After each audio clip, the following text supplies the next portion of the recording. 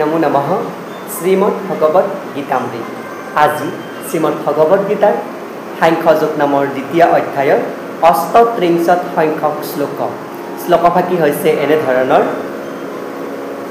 সুখ দুঃখে সমীকৃতা লাভালাভৌ জয়াজয়ো ততো যুদ্ধায় যুজ্যস্য নৈবং পাপম অবাপ্স্যসি।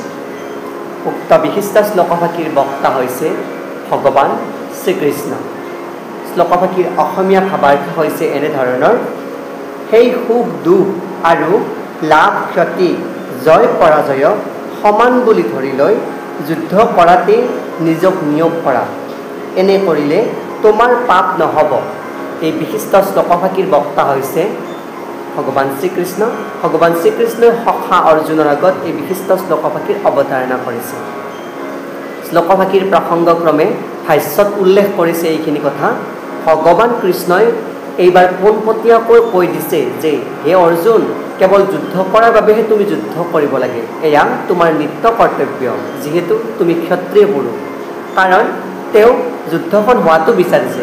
যুদ্ধখন হোৱা বিচাৰিছে ভগৱান স্বয়ং শ্ৰীকৃষ্ণই। কৃষ্ণ ভাৱনাৰে কৰা কামবিলাকৰ ক্ষেত্ৰত সুখ দুখ লাভ লোকচান জয় পৰাজয় আদিৰ প্ৰশ্নই উঠিব নোৱাৰে। কিয়নো অৰ্জুন, তুমি কৃষ্ণ ভাৱনাত আসক্ত, আৰু এই কৃষ্ণ ভাৱনাত আসক্ত ব্যক্তিসকলে সুখ দুখ জয় পৰাজয় আৰু লাভ লোকচানৰ কথা কেতিয়াও নিবিচাৰে বা নাভাবে। সকলো কামকে কেৱল কৃষ্ণৰ বাবেহে কৰিব লাগে, এই বুলি ভবাটোৱেই হ'ল আধ্যাত্মিক ভাৱনা। এনে আধ্যাত্মিক ভাৱনাত বস্তুবাদী ক্ৰিয়াবিলাকৰ কোনো প্ৰতিক্ৰিয়া নহয়। কিন্তু যিজনে সত্ত্বগুণৰ বাবে বা ৰজগুণৰ বশৱৰ্তী হৈয়েই হওক বা নিজৰ ইন্দ্ৰিয় সুখৰ বাবেই কাম কৰে, তেওঁ কিন্তু সকলো কামৰ ভাল বেয়া প্ৰতিক্ৰিয়াৰ অধীন। কিন্তু যিজনে কৃষ্ণ ভাৱনাত কামত নিয়োজিত হৈ সম্পূৰ্ণৰূপে নিজৰ সমৰ্পণ কৰে আৰু তেওঁ কাৰো অধীন নহয় থাকে, তেওঁৰ কাৰো ওচৰত ঋণী হ'ব নালাগে।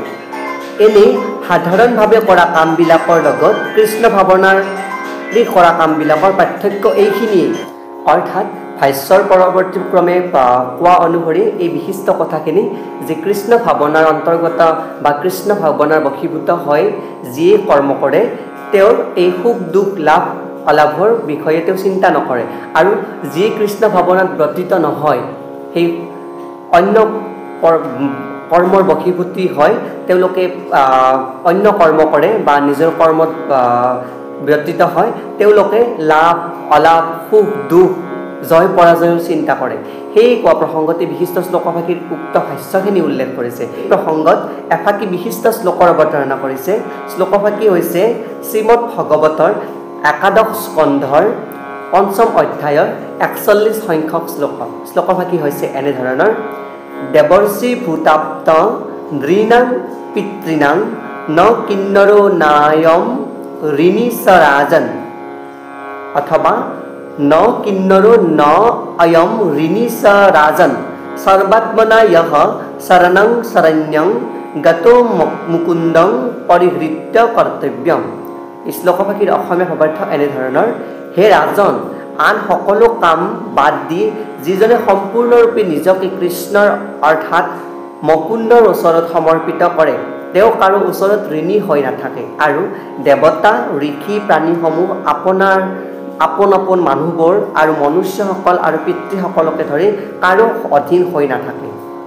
এই বিশিষ্ট শ্লোকভাগী গীতাৰ বৰ্তমান শ্লোকটোৰ ভাগৱতৰ উক্ত কথাখিনিৰে প্ৰকাৰান্তৰে ইংগিত দিয়া হৈছে যে পৰৱৰ্তী শ্লোকসমূহত এই বিষয়টোক আৰু স্পষ্টভাৱে উল্লেখ কৰা হ'ব। কিয়নো কৃষ্ণ ভাৱনাত ব্ৰতীত হৈ থকা ব্যক্তিৰ কেনে অৱস্থা হয় বা কেনে কৰ্ম কৰিব লাগে বা তেওঁৰ পৰিৱেশ কেনেকুৱা, সেই বিষয়ে কোৱা প্ৰসংগত পৰৱৰ্তী ক্ৰমে বিশিষ্টভাৱে আকৌ আলোচনা কৰা হ'ব বুলি ভাষ্যত ইয়াতে উল্লেখ কৰিছে।